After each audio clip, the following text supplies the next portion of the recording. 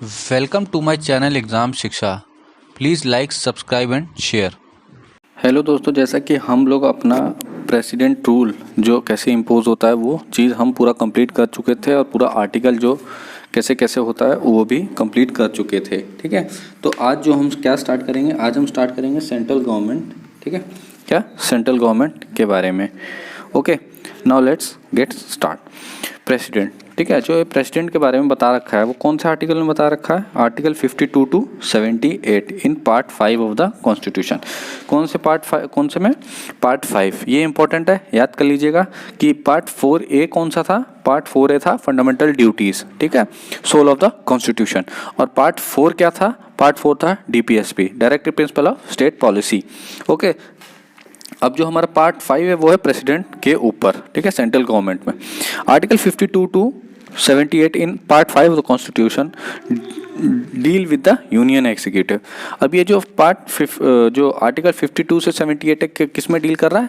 ये एग्जीक्यूटिव के, union executive के बारे में डील कर रहा है। तो चलिए देखते हैं। Qualification, oath and conditions.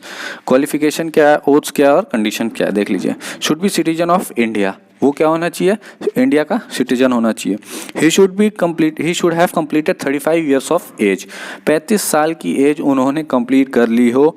He should be qualified for the election of member of Lok Sabha, वो क्वालिफाइड हो मेंबर ऑफ लोकसभा के लिए। Not hold any office of profit, कोई ऑफिस ऑफ प्रॉफिट नहीं होल्ड करता हो। ठीक है, every candidate has to make a security deposit of 15,000 in RBI। जो भी कैंडिडेट है जो इलेक्शन के लिए लड़ रहा है वो 15,000 रुपये जो है डिपॉजिट कराएगा। कहाँ? RBI में। The security deposit is liable to be fortified in case of candidate fail to secure 1/6 of the vote polled. ठीक है, 1/6 जितना वोट पोल हुआ है उसमें 1/6 जो है एक कैंडिडेट, हर कैंडिडेट को लाना पड़ेगा, नहीं तो जो उनका जो डिपॉजिट है 15,000 का, वो जो RBI में जमा है वो फिर हमेशा के लिए RBI के पास चला जाएगा और आपको पैसा नहीं मिलेगा। ठीक है, उसी को कहते हैं यहाँ लोकल लैंग्वेज में जमानत जब्त होना। चलिए अब ओथ्स देखते हैं। Before entering upon his office the president has to make and subscribe to an oath and affirmation. अब कोई भी ऑफिस में हमारे जैसे शेड्यूल 2 में कह रखा है कि ओथ लेनी बहुत ज़रूरी है। ओथ मतलब शपथ लेनी बहुत ज़रूरी है ऑफिस में घुसने से पहले ही। ठीक है, तो जैसे कि आपने देखा होगा, to faithfully execute the office, हम पूरी सत्यनिष्ठा से काम करेंगे, इसकी शपथ लेते हैं। To preserve, protect and defend the constitution and the law, ठीक है, संरक्षा करना, उसकी सुरक्षा करना उनका काम बनता है इससे। To devote himself to the service and well being of the people of the India. Oath is administered by the chief justice of India. कौन एडमिनिस्टर करता है? Chief justice of India. And अगर उनकी एब्सेंस हो, in is absence the senior most जज of supreme court available है, तो वो उनकी ओथ और देख लेता है, ओथ को देखता है, मतलब ठीक है, प्रेजेंट रहता है उसमें। Condition of president office. अब प्रेसिडेंट के ऑफिस का कंडीशन ये बहुत इंपॉर्टेंट है, आप ध्यान से देखिए। बाकी जो लेक्चर हैं वो भी पीछे, वो भी इंपॉर्टेंट है, सब देखते रहिएगा। ठीक है, he should not be a member of either of house of parliament और हाउस ऑफ स्टेट लेजिस्लेचर। वो किसी भी जो हाउस है उसका मेंबर नहीं होना चाहिए, ये इंपॉर्टेंट है। ठीक है, ये प्राइम मिनिस्टर के केस में ऐसा नहीं था, लेकिन इसके केस में ऐसा है। Okay, if any such person is elected as president, अगर वो किसी का मेंबर है, ठीक है, चाहे लोकसभा चाहे राज्यसभा, तो he is deemed to vacate his seat, तो उन्हें वो सीट को वैकेट करना पड़ेगा। ओके, वैकेट मतलब खाली करना पड़ेगा या छोड़ना पड़ेगा। He seat in that house on the date on which he enters upon his office as a president. President के ऑफिस में कदम रखते ही वो जो सारी जो उन्होंने, अगर वो मेंबर हैं किसी का, तो वो छोड़ना पड़ेगा उसका। ठीक है, not holding any office of profit. अब इसका मतलब देख लीजिए, not holding any office of profit. Profit मतलब ऐसी पोस्ट जो किसी लायबल, किसी गवर्नमेंट के अंडर नहीं हो, मतलब किसी के आप गवर्नमेंट में नहीं काम कर रहे हो। He is he is entitle without payment of a rent to the use of his official residence.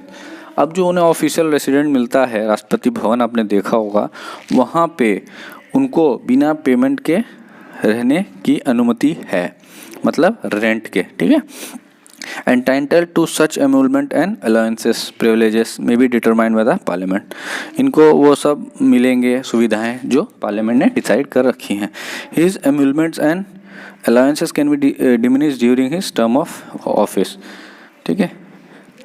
जो अलाउंस है कैनॉट, उसके जो उनकी जो अलाउंसेस है वो ख़त्म नहीं हो सकती जब तक वो ऑफिस में है। अब देखिए जो मोस्ट इम्पॉर्टेंट पार्ट आता है वो क्या है, term and impeachment. Term and impeachment, ठीक है।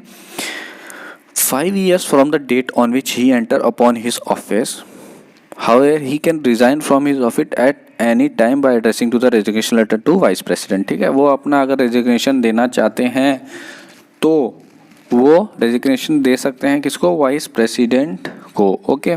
अब देखिए इम्पीचमेंट प्रोसेस, ये बहुत इंपॉर्टेंट है हर एग्ज़ाम के लिए, ठीक है। अब देखिए क्यों इम्पीचमेंट ऑफ होता है।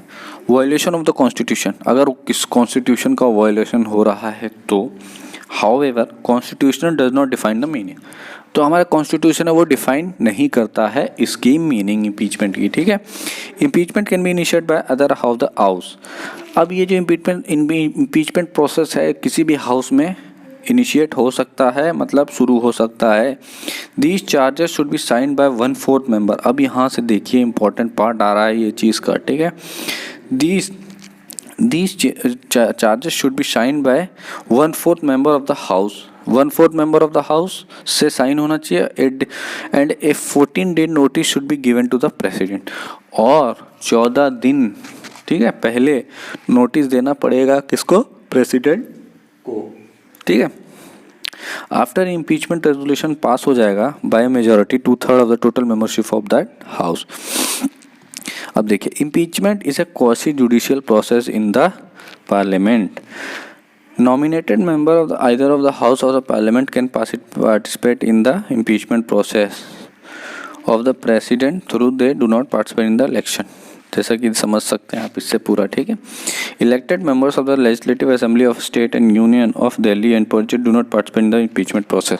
जो इलेक्टेड मेंबर है legislative of states, union of Delhi and Pondicherry के, वो नहीं इस प्रोसेस में पार्टिसिपेट कर सकते। किस प्रोसेस में, इम्पीचमेंट, ठीक है।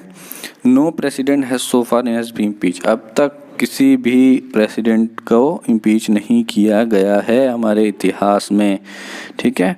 वैकेंसी, अब देखिए अगर वैकेंसी हो जाती है तो क्या हो, वैकेंसी कैसे होती है, on the expiry of the tenure of the 5 years। अगर 5 साल उनके टेनर का हो जाता है तो उनकी एक्सपायरी हो जाती है। एक्सपायरी मतलब सीट वेकेंट हो जाती है। बाय हिज रेजिग्नेशन, रेजिग्नेशन दे दिया। On is removal of the, अब प्रोसेस ऑफ इम्पीचमेंट हुआ तो सीट खाली हो जाती है। अगर उनकी डेथ हो जाती है बाई चांस तो when he become disqualified to hold office और when his election is declared void. अगर उनका इलेक्शन जो है वो डिक्लेयर्ड वॉइड हो जाता है, ठीक है। अब देखें प्रेसिडेंट एब्सेंट होता है तो कौन लेता है, वीपी, वाइस प्रेसिडेंट। अगर वाइस प्रेसिडेंट एब्सेंट होते हैं देन कौन लेता है, CJI, कौन, चीफ जस्टिस ऑफ इंडिया, ठीक है। और अगर वो भी एब्सेंट होते हैं तो कौन लेता है, सीनियर मोस्ट जज, ओके, ऑफिस होल्ड करता है ऐसा, लेकिन कभी हिस्ट्री में हुआ नहीं है और ना होगा। Power and the function of the president. अब प्रेसिडेंट के पावर और फंक्शन देखिए। अब पहला जो है हमारा एग्जीक्यूटिव पावर है। All executive actions of the government of India are formally taken in his name. जो भी काम होता है, एक्शन होता है गवर्नमेंट ऑफ इंडिया का, वो हमारे राष्ट्रपति जी के नाम पे ही होता है, ठीक है। ही can make rule specifying the manner in which order, कोई भी रूल, कोई भी ऑर्डर ये सेट करते हैं। ही can make rule for more convenient transaction of the business of union government, ठीक है, जैसा कि आप समझ ही रहे हैं। ही अपॉइंट्स प्राइम मिनिस्टर, किसको अपॉइंट करते हैं, प्राइम मिनिस्टर को, और किसको, अदर मिनिस्टर्स को। They hold office during his pleasure, ठीक है। अब देखिए ये इनका काम। He appoints attorney general of India and determine his remuneration. ये अटॉर्नी जनरल ऑफ इंडिया को क्या करते हैं, अपॉइंट करते हैं। Hold office during the pleasure of press, जब तक प्रेसिडेंट है तब तक वो अपने ऑफिस में रहते हैं। कौन? Attorney general of India. Appoint the controller and auditor general of India, CEC chief election officer and chief election commissioner and other election commissioner, chairman member of UPSC, governor, chairman of member of finance commission. कौन? President. 6 information related to administration of affairs of union require the PM to submit for consideration of council of ministers, appointment a commission to investigate in the condition of, ठीक है, कोई भी commission investigate करने के लिए वो जो SC/ST की भी कंडीशन है उनके लिए। Appoint an inter state council to promote centre state relationship, directly administrated the union territory through administration appointed by him. Declare any area as supreme court area as and as have power with respect to administration, ठीक है, ये इनकी executive power हैं। अब चलिए थोड़ा सा हम लेजिस्लेटिव पावर देख लेते हैं। समन्स और prorogue the parliament, dissolve the Lok Sabha and summon joint sitting, Lok Sabha को डिसॉल्व कर सकते हैं, ठीक है, और ज्वाइंट सिटिंग भी समन कर सकते हैं। Send message regarding bill pending in parliament, nominating 12 members to Rajya Sabha. अब जैसा कि हम जानते हैं कि 12 मेंबर जो हैं हमारे राज्यसभा में नॉमिनेट होते हैं, किस में? लिटरेचर, इंपॉर्टेंट है, याद कर लीजिएगा, literature, science, art and social services, बस यही है, ठीक है। नॉट स्पोर्ट्स नहीं है इसमें, ठीक है। वो जो सचिन तेंदुलकर जी लोग राज्यसभा में हुए थे नॉमिनेट, वो कौन से किस पे हुए थे? वो आर्ट पे हुए थे, ठीक है। 2 member to the Lok Sabha from Anglo Indian community. अब जैसा कि हमारी प्रथा ही बनी हुई है कि 2 जो मेंबर हैं एंग्लो इंडियन कम्युनिटी के, उनको भी इसमें दिया जाएगा, ठीक है, उन्हें भी नॉमिनेट किया जाएगा, किसको? प्रेसिडेंट करेंगे।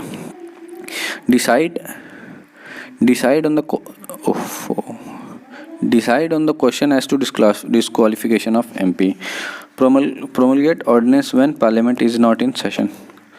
ऑर्डिनेंस को प्रोमोगेट कर सकता है, ठीक है, बना सकता है। मेक रेगुलेशंस फॉर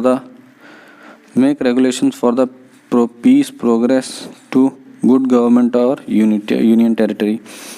अब देखिए financial power, money bill can be introduce in the parliament only with in prior recommendation. उनकी रिकमेंडेशन की वजह से ही ये बिल पास इंट्रोड्यूस होता है। No demand for a grant में can be made except his recommendation. कोई ग्रांट इनकी अनुमति के बिना नहीं हो सकता जारी।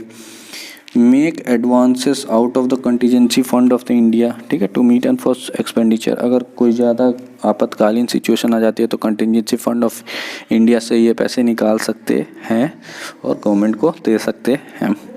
जुडिशियल पावर, अब इनकी जुडिशियल पावर क्या है देखिए, ये क्या करते हैं? अपॉइंट CJI एंड जज of supreme Court and High Court. क्या करते हैं? ये अपॉइंट करते हैं chief justice of India and जज of supreme Court. Seek advice from Supreme Court any question on law fact, however the advice tendered by the Supreme Court is not binding on the president, ठीक है। कोई भी जो advice देता है वो binding नहीं है प्रेसिडेंट को लेके। ही कैन ग्रांट, वो किसी को जिसको सजा है डेथ की, उसको ग्रांट परमिशन दे सकते हैं। Pardon, reprieve, respite and remission of the punishment. अब ये जो मतलब है इनके मैं आगे समझाऊंगा कि आगे इनकी मीनिंग दे रखी है। अब देखिए, case of court martial, offence against union law, death sentences, इनमें ये रिस्पाइट, रिमिशन, पार्डन, रिपाइव दे सकते हैं। अब इनकी डिप्लोमेटिक पावर देखिए, तो international treaties and the agreements are negotiated and concluded on behalf of the president. President के ही हिसाब से इनका नेगोशिएट जो इंटरनेशनल ट्रीटीज होती हैं वो होती हैं, ठीक है। Represent India in international forum and affair and send receive diplomats, ठीक है। मिलिट्री पावर, अब मिलिट्री पावर देखिए, supreme commander of the defence forces. अब ये सुप्रीम का क्वेश्चन पूछा जाता है कि supreme commander of defence forces कौन है, ठीक है। तो आप ये सब मत डालिएगा, ठीक है, ये आप आर्मी चीफ के बारे में मत डालिएगा, ये सुप्रीम कमांडर हमारे प्रेसिडेंट होते हैं। ये appoint chief justice of all the 3 forces. ये क्या करते हैं? अपॉइंट करते हैं 3 फोर्सेस के चीफ को, ओके।